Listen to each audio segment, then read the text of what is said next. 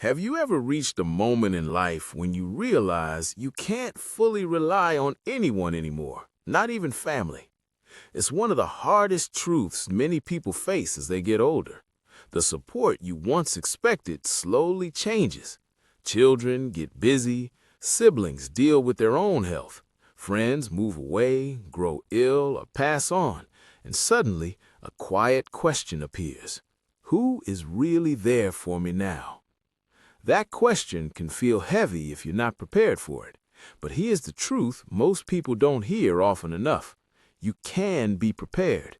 You can build a life in your 70s and beyond where you feel steady, confident, and secure, no matter who stays or leaves. This isn't about bitterness, it's about wisdom, because the most reliable support later in life often doesn't come from family. It comes from a few powerful foundations you build for yourself. These are the supports that don't disappear, don't make you feel like a burden, and don't fail when you need the most. Stay with me, because what I'm about to share can change how you see aging and how strong you truly are. Number 1. Physical mobility. In your 70s, being able to move on your own isn't just about walking. It's about freedom, dignity, and control. Physical mobility means getting out of bed without help, making your own meals, reaching your cabinets, stepping outside for fresh air without waiting on someone else. That kind of independence builds confidence and reduces fear. When you can move your body, you worry less about becoming a burden. Staying mobile doesn't mean extreme workouts. It means protecting your joints, keeping your balance, and maintaining enough strength to trust your own legs. Simple habits, daily stretching, short walks, light resistance make a real difference. Decline isn't automatic. In fact, the more you move, the more your body fights to keep moving. Your body responds more to what you do than to how old you are. There's also a mental side to this. Loss of mobility often leads to fear. Fear of falling, fear of going out, fear of needing help. That fear quietly shrinks your world. You stop planning, stop accepting invitations, not because you don't want to live, but because you don't want to struggle. That's not aging, that's retreating, and you don't have to live that way. I once met Robert, a 78-year-old man who walks every morning with a cane. He told me, "The day I stop walking is the day I start waiting for help, and I don't want to wait. I want to live." His movement isn't perfect, but it's his, and it gives him peace, pride, and independence. When you invest in your body, even a little, it gives freedom back. Family may not always be available, but strong legs, steady balance, and basic strength delay dependence. That kind of support builds confidence, physically and emotionally. So if you feel stiff or weak today, that's okay. Start where you are. Move a little more than yesterday. Stretch while coffee brews. Take one extra lap. Small actions build a strong foundation, one that stays with you no matter who else does. Number 2, financial simplicity. In your 70s, peace doesn't come from having a lot of money. It comes from clarity. Financial simplicity means knowing what you need, what you can manage, and living within your means without fear or shame. It's one of the strongest supports you can fully control. Complicated finances create stress, too many accounts, bills, subscriptions, and confusion. That stress steals your sense of stability. But simplifying your money gives it back. This doesn't mean giving up control, it means gaining it. A lifestyle that fits you, fewer decisions, fewer worries, and more calm. Mentally, simplicity removes one of the biggest fears later in life, uncertainty. When you know where your money goes and your needs are covered, you sleep better, you feel steadier. My neighbor Maggie, a 74-year-old widow, downsized after her husband passed. One home, fewer bills, one credit card. She told me, "I used to fear opening the mail. Now I open it calmly." She even keeps a small savings jar she calls her Freedom Fund. It reminds her she's still in charge. When your finances are simple, you rely less on others. You don't need someone to explain every bill or decision. You remain the captain. Peace isn't in the numbers, it's in the knowing. If this is resonating with you, comment number 2 below so I know you're here. And if you haven't subscribed yet, now's a great time. Let's continue. Number 3, a consistent health routine. Your most reliable support at 70 and beyond isn't your family or even your doctor. It's your daily health routine. Not trends or expensive products, but small actions repeated every day. This is real self-reliance. A routine keeps you out of crisis mode.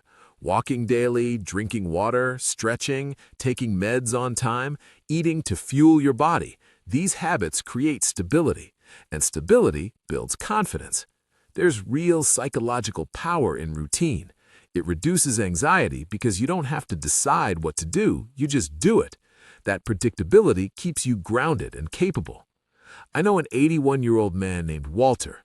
Every morning, he makes tea, stretches, takes his meds, and walks the block. He once said, "It's not about fitness, it's about reminding myself I still matter." That stuck with me. His routine protects his identity, not just his health. When you have a routine, you actually need less help. Fewer forgotten pills, fewer falls, less confusion. Even on hard days, the path is familiar. The routine doesn't need to be perfect, it needs to be consistent.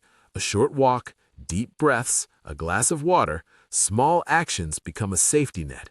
If your routine has slipped, start with one habit, because every time you care for yourself, you prove something important. You are still capable, still valuable, and still in control. That kind of support can never be taken away. Number 4, emotional resilience. If there is one kind of support that becomes more valuable with age, it's emotional resilience. More than money, more than even good health. Because when your emotions are steady, you can face almost anything. Loneliness, grief, disappointment, and even the moments when family lets you down. Emotional resilience allows you to sit quietly without feeling empty and face hardship without falling apart.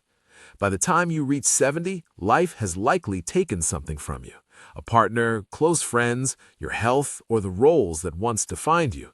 And many people believe emotional strength means never feeling sad. That's not true.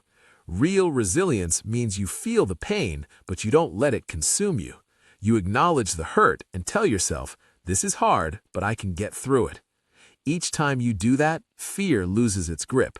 You stop needing others to carry your emotions for you. You learn how to hold them yourself. I once spoke with Claire, a 77-year-old woman who lost her husband years ago and now lives alone. I asked her how she handles difficult days. She said, "Every night I light a candle, not for religion, just to remind myself I'm still here. Some nights I cry, some nights I smile, but I always tell myself, you made it through today." That small habit gives her strength. It honors her pain without letting it take over. Emotional resilience isn't just for major losses. It helps with everyday disappointments too. Missed calls, friendships that fade, abilities that change. Without resilience, every shift feels crushing. With it, you remain steady. You stop reacting to everything and start choosing how you respond. Mentally, resilience calms the nervous system. It slows racing thoughts and builds trust in yourself. And at a stage of life filled with uncertainty, that inner stability is priceless. You can build resilience through simple awareness. Speak to yourself with kindness. Allow your feelings, but don't let them control you. Ground yourself with small habits, journaling, walking outside, listening to music you love. And remind yourself often, you've survived every hard moment so far. That's not chance, that's strength. Family may drift, circumstances may change, but if your emotional core is strong, you will remain steady, clear-minded, and confident in the quiet truth that you are enough. If this resonates with you, comment number 4 below. And if you haven't subscribed yet, turn on the bell so you don't miss what's next. Number 5, a personal code of values. After 70, having your own values becomes a powerful anchor. When people disappoint you and the future feels uncertain, your personal code gives direction. It reminds you who you are and how you choose to live, no matter what others do. Many older adults lose their sense of purpose because they spent years living for others. They were the worker, the parent, the caregiver. When those roles fade, they ask, who am I now? A personal code answers that question. It says, this is how I live, whether anyone is watching or not. Your values might be honesty, kindness, simplicity, responsibility, or self-respect. They don't need applause. When you live by them, you stop chasing approval. Disagreements don't shake you because your peace comes from within. I once met Arthur, a man in his early 80s. He told me he lives by 5 rules. Tell the truth, don't waste food, return what you borrow, forgive quickly, and sleep with a clear conscience. That's it. He isn't wealthy. He doesn't have a large family, but he carries himself with quiet confidence because he knows who he is. Psychologically, values reduce regret and mental noise. Decisions become simpler. When life throws challenges your way, you don't panic. You ask, what do my values say? That clarity brings calm. Research even shows that seniors who live by strong values report greater peace, lower anxiety, and better overall well-being. Your values don't need permission. You don't need to explain them. Just live them. Whether it's staying curious, refusing to gossip, being generous, or greeting each day with intention, those choices build self-respect. And when you can look back and say, I lived true to myself, that's real success. That's support that never fades. As we age, we often discover that the people we expected to rely on aren't always there. Family, friends, even our bodies can become less dependable. But that doesn't mean we're unsupported. Some of the strongest foundations in life were always within us. Daily routines that ground you, caring for your body so you keep your independence, staying mentally curious and engaged, building emotional resilience, living by values that guide you quietly and faithfully. These aren't small things, they are pillars. Aging well isn't about depending on others, it's about becoming your own foundation. When you can stand strong on your own, you don't feel alone. That inner strength is freeing. So here's a gentle challenge. Ask yourself, which of these supports do I already have, and which one can I strengthen starting today? Start small. One quiet decision is enough. Thank you for being here. Share one insight you're taking with you today. Your comments matter to us and help this community grow. If you found value in this video, please like, subscribe, and share. We look forward to seeing you in the next one.